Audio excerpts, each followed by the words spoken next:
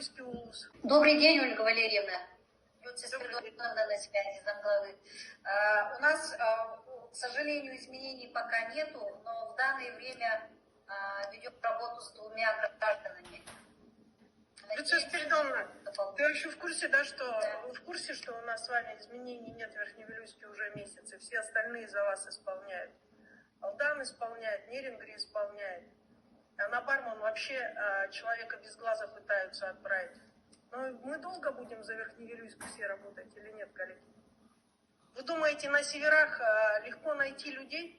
Я могу понять только арктический улус в реальности, потому что у них там мало народу. Верхневилюйск, вы сдвинетесь или нет в конце концов, ребят?